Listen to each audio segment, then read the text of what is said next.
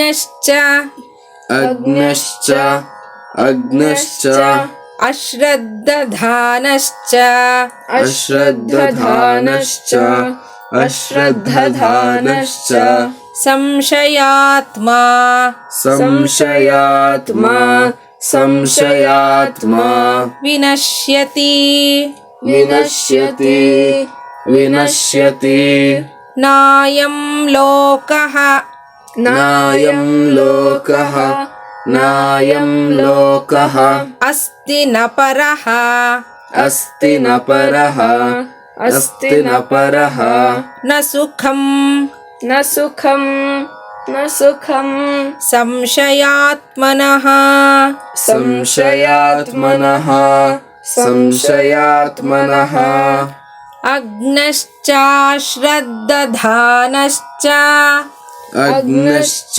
ಶ್ರದ್ಧಾನಶ್ಚ ಅಗ್ನಶ್ಚ ಶ್ರದ್ಧಾನಶ್ಚ ಸಂಶಯಾತ್ಮ ವಿನಶ್ಯತಿ ಸಂಶಯಾತ್ಮ ವಿನಶ್ಯತಿ ಸಂಶಯಾತ್ಮ ವಿನಶ್ಯತಿ ನಾಯಂ ಲೋಕೋಸ್ತಿ ನ ಪರಃ ನಾಯಂ ಲೋಕೋಸ್ತಿ ನ ಪರಃ ನಾಯಂ ಲೋಕೋಸ್ತಿ ನ ಪರಃ ನ ಸುಖಂ ಸಂಶಯಾತ್ಮನಃ ನ ಸುಖಂ ಸಂಶಯಾತ್ಮನಃ ನ ಸುಖಂ ಸಂಶಯಾತ್ಮನಃ ಅಗ್ನಶ್ಚಾಶ್ರದ್ಧಾನಶ್ಚ ಸಂಶಯಾತ್ಮ ವಿನಶ್ಯತಿ ಅಗ್ನಶ್ಚ ಶ್ರದ್ಧಾನಶ್ಚ ಸಂಶಯಾತ್ಮ ವಿನಶ್ಯತಿ ಅಗ್ನಶ್ಚ ಶ್ರದ್ಧಾನಶ್ಚ ಸಂಶಯಾತ್ಮ ವಿನಶ್ಯತಿ ನಾಯಂ ಲೋಕೋಸ್ತಿ ನ ಪರೋ ನ ಸುಖಂ ಸಂಶಯಾತ್ಮನಃ ನಾಯಂ ಲೋಕೋಸ್ತಿ ನ ಪರೋ ನ ಸುಖಂ ಸಂಶಯಾತ್ಮನಃ ನಾಯಂ ಲೋಕೋಸ್ತಿ ನ ಪರೋ ನ ಸುಖಂ ಸಂಶಯಾತ್ಮನಃ ಅಗ್ನಶ್ಚಾಶ್ರದ್ಧಾನಶ್ಚ ಸಂಶಯಾತ್ಮ ವಿನಶ್ಯತಿ ನಾಯಂ ಲೋಕೋಸ್ತಿ ನ ಪರೋ ನ ಸುಖಂ ಸಂಶಯಾತ್ಮನಃ ಅಗ್ನಶ್ಚ ಶ್ರದ್ಧಾನಶ್ಚ ಸಂಶಯಾತ್ಮ ವಿನಶ್ಯತಿ ನಾಯಂ ಲೋಕೋಸ್ತಿ ನ ಪರೋ ನ ಸುಖಂ ಸಂಶಯಾತ್ಮನಃ ಅಗ್ನಶ್ಚ ಶ್ರದ್ಧಾನಶ್ಚ ಸಂಶಯಾತ್ಮ ವಿನಶ್ಯತಿ ನಾಯಂ ಲೋಕೋಸ್ತಿ ನ ಪರೋ ನ ಸುಖಂ ಸಂಶಯಾತ್ಮನಃ. ಜ್ಞಾನವೇ ಶ್ರೇಷ್ಠ. ಜ್ಞಾನವನ್ನು ಪಡ್ಕೋಬೇಕು. ಪ್ರತಿಯೊಂದು ವಿಷಯದಲ್ಲೂ ನಮಗೆ ಪ್ರಶ್ನೆ ಅನ್ನೋದು ಬರುತ್ತೆ. ಜ್ಞಾನ ದೊರೆತರೆ ಆಗೋದಾದ್ರೂ ಏನು? ಅದಕ್ಕೆ ಭಗವಂತ ಹೇಳ್ತಾನೆ, ಜ್ಞಾನ ದೊರೆತರೆ ಮೋಕ್ಷ ಅನ್ನೋ ಹೆಚ್ಚಿನ ಶಾಂತಿಯನ್ನ ಪಡಿತಾನೆ. ಸರಿಯಾದ ಆತ್ಮಜ್ಞಾನದಿಂದ ಮೋಕ್ಷ ಉಂಟಾಗತ್ತೆ. ಸಕಲ ಶಾಸ್ತ್ರಗಳಿಂದಲೂ ಸಿದ್ಧವಾಗಿ ಇದು ಹೀಗೆಯೇ ನಿಶ್ಚಿತವಾಗಿದೆ. ಆದ್ರಿಂದ ಇದರಲ್ಲಿ ಸಂಶಯ ಪಡಬಾರದು ಅಂತ ಹೇಳ್ತಾನೆ. ಅತ್ರ ಸಂಶಯೋ ನ ಕರ್ತವ್ಯ ಪಾಪಿಷ್ಠೋ ಹಿ ಸಂಶಯ ಕಥಮಿತಿ ಉಚ್ಯತೆ. ಈ ವಿಷಯದಲ್ಲಿ ಸಂಶಯವನ್ನ ಮಾಡತಕ್ಕದ್ದಲ್ಲ. ಯಾಕೆಂದ್ರೆ ಸಂಶಯ ಬಹಳ ಕೆಟ್ಟದ್ದು. ಹೇಳ್ತಾನೆ ಭಗವಂತ, ಅಗ್ನಶ್ಚ ಶ್ರದ್ಧಾನಶ್ಚ ಸಂಶಯಾತ್ಮ ವಿನಶ್ಯತಿ ನಾಯಂ ಲೋಕೋಸ್ತಿ ನ ಪರೋ ನ ಸುಖಂ ಸಂಶಯಾತ್ಮನಃ ಅಂತಾನೆ. ಆಚಾರ್ಯರು ಭಾಷ್ಯವನ್ನು ಬರೀತಾರೆ. ಅಗ್ನಶ್ಚ ಅನಾತ್ಮಜ್ಞಶ್ಚ ಅಶ್ರದ್ಧಾನಶ್ಚ ಗುರುವಾಕ್ಯ ಶಾಸ್ತ್ರೇಷು ಅವಿಶ್ವಾಸವಾಂಶ್ಚ ಸಂಶಯಾತ್ಮಾ ಚ ಸಂಶಯ ಚಿತ್ತಶ್ಚ ವಿನಶ್ಯತಿ. ಅಜ್ಞಾ ಶ್ರದ್ಧಾನೋ ಯದ್ಯಪಿ ವಿನಶ್ಯತಃ ತಥಾಪಿ ನ ತಥಾ ಯಥಾ ಸಂಶಯಾತ್ಮ. ಸಂಶಯಾತ್ಮಾತೋ ಪಾಪಿಷ್ಠಃ ಸರ್ವೇಷಾಂ ಕಥಂ ನಾಯಂ ಸಾಧಾರಣೋಪಿ ಲೋಕಃ ಅಸ್ತಿ ತಥಾ ನ ಪರೋ ಲೋಕಃ ನ ಸುಖಂ ತತ್ರಾಪಿ ಸಂಶಯೋತ್ಪತ್ತೇಃ ಸಂಶಯಾತ್ಮನಃ ಸಂಶಯ ಚಿತ್ತಸ್ಯ ತಸ್ಮಾತ್ ಸಂಶಯೋ ನ ಕರ್ತವ್ಯಃ ಅಂತ ಹೇಳ್ತಾರೆ. ಏನು ಹೀಗಂದ್ರೆ, ಅಜ್ಞನಾದವನು ಆತ್ಮನನ್ನ ಅರಿಯದವನು, ಶ್ರದ್ಧೆ ಇಲ್ಲದವನು. ಅಂದ್ರೆ ಅಜ್ಞನಾದವನು ಅಂತ ಅಂದ್ರೆ ಗುರುವಾಕ್ಯದಲ್ಲಿ ಹಾಗೆ ಶಾಸ್ತ್ರದಲ್ಲೂ ವಿಶ್ವಾಸವಿಲ್ಲದವನು, ಸಂಶಯವುಳ್ಳವನು, ಎಲ್ಲದರಲ್ಲೂ ಸಂಶಯ ಪಡೋದು. ಇವರ ಬಳಿ ಹೋಗಿ ನಾನು ವಿದ್ಯೆಯನ್ನ ಸಂಪಾದನೆ ಮಾಡಬೇಕು ಅಂದ್ರೆ ಇವರಿಗೆ ನನಗೆ ವಿದ್ಯೆಯನ್ನ ಹೇಳ್ಕೊಡೋ ಅಷ್ಟು ವಿದ್ಯೆ ಇವರಿಗಿದೆಯೇ ಅಲ್ಲೊಂದು ಸಂಶಯ. ನಾನು ಈ ಸ್ಕೂಲ್ಗೋ ಯಾವುದೋ ಒಂದು ಇನ್ಸ್ಟಿಟ್ಯೂಷನ್ಗೆ ಹೋಗಿ ನಾನು ಸೇರ್ಕೊಂಡ್ರೆ ನಾನು ಮುಂದೆ ಬರೋಕ್ಕಾಗತ್ತಾ? ಪಾಠ ಹೇಳ್ಕೊಡೋಕೆ ಇಲ್ಲಿ ಅಷ್ಟು ಚೆನ್ನಾಗಿ ಓದಿರೋ ಅಂಥವ್ರು ಇದ್ದಾರಾ ಟೀಚರ್ಸ್?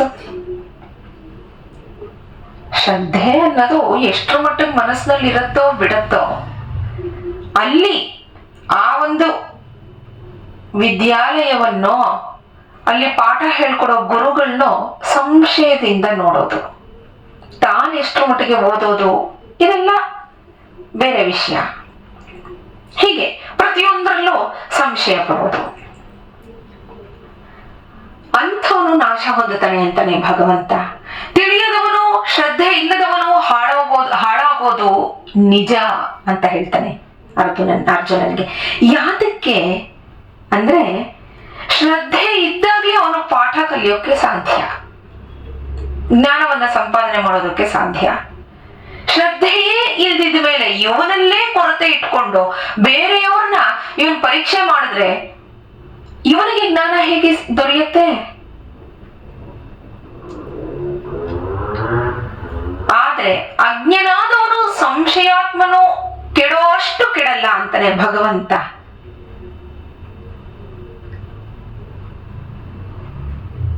ಬರೀ ಹಾಳೆ ಮೇಲೆ ಬರೆದು ಬಿಡಬಹುದು, ಆದ್ರೆ ಸಂಶಯದಿಂದ ಕೂಡಿರ್ತಾನಲ್ಲ, ಅಂದ್ರೆ ಸ್ವಲ್ಪ ತಿಳ್ಕೊಂಡಿರ್ತಾನಲ್ಲ, ಅವನಲ್ಲಿ ಯಾವ್ದನ್ನ ಬರೆಯಕ್ ಹೋದ್ರು ಅವನಿಗೆ ಸಂಶಯವೇ.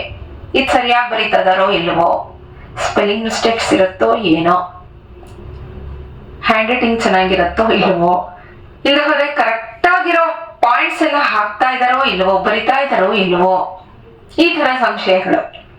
ಸಾಧಾರಣವಾಗಿ ಹೇಳಬೇಕು ಅಂದ್ರೆ ಇಲ್ಲಿ ಆತ್ಮ ವಿಷಯವಾದ ಸಂಶಯವೇ ಅಂತ ಹೇಳ್ತಾನೆ ಭಗವಂತ. ಆ ರೀತಿಯಾದ ಸಂಶಯವನ್ನ ಹೊಂದಿರೋನು ನಿಜವಾಗ್ಲೂ ಹಾಳಾಗ್ತಾನೆ. ಆದ್ರೆ ಸಂಶಯದಿಂದ ಕೂಡಿರೋನಷ್ಟು ಅಜ್ಞನಾದವನು ಅಂದ್ರೆ ಹೆಚ್ಚಿಗೆ ಜ್ಞಾನ ಇಲ್ದವನು ಕೆಡಲ್ಲ ಅಂತ ಹೇಳ್ತಾನೆ. ಆದ್ರಿಂದ ಜ್ಞಾನದಿಂದ ಸಂಶಯಗಳನ್ನ ಬಗೆಹರಿಸ್ಕೊಳ್ಳೋದಕ್ಕೆ ಶ್ರದ್ಧೆಯಿಂದ ಪ್ರಯತ್ನ ಮಾಡಬೇಕು, ಶ್ರದ್ಧೆ ಇರಬೇಕು. ಸಂಶಯಗಳನ್ನ ಪರಿಹರಿಸ್ಕೊಳ್ಳೋಕೆ ಶ್ರದ್ಧೆ ಇರಬೇಕು. ಶ್ರದ್ಧೆ ಯಾವಾಗಿರುತ್ತೆ ಅಂತಂದ್ರೆ ಯಾರು ಗುರುಗಳ ಜೊತೆ ವಿನಯದಿಂದ ನಡ್ಕೋತಾನೋ, ಯಾರು ಅವರು ಹೇಳ್ಕೊಟ್ಟಿದ್ದನ್ನ ಶ್ರದ್ಧೆಯಿಂದ ಓದ್ತಾನೋ, ಶ್ರದ್ಧೆಯಿಂದ ಓದಿದಾಗ ಪ್ರಶ್ನೆಗಳು ಎಳತ್ವೆ, ಪ್ರಶ್ನೆಗಳು ಎದ್ದಾಗ ಅದು ದಾರಿ ಮಾಡ್ಕೊಡತ್ತೆ ಮುಂದಿನ ವಿಷಯಗಳನ್ನ ತಿಳ್ಕೊಳ್ಳೋದಕ್ಕೆ. ಅದರಲ್ಲೇ ಸಂಶಯ ಪಟ್ರೆ ಹೇಗೆ ಸಾಧ್ಯ? ಪ್ರಯತ್ನವೇ ಇಲ್ಲದೆ ಸಂಶಯ ಪಟ್ರೆ ಹೇಗೆ ಜ್ಞಾನ ದೊರಕತ್ತೆ? ಸಂಶಯದಿಂದ ಇರೋನಿಗೆ ಸುಖ ಸಿಕ್ತೋ ಇಲ್ವೋ, ಸಿಕ್ಕರೆ ಅದು ಸುಖ ಅನ್ನೋದಕ್ಕೆ ಏನು ಪ್ರಮಾಣ? ಹೀಗೆಲ್ಲ ಸಂಶಯ ಪಡ್ತಾರೆ.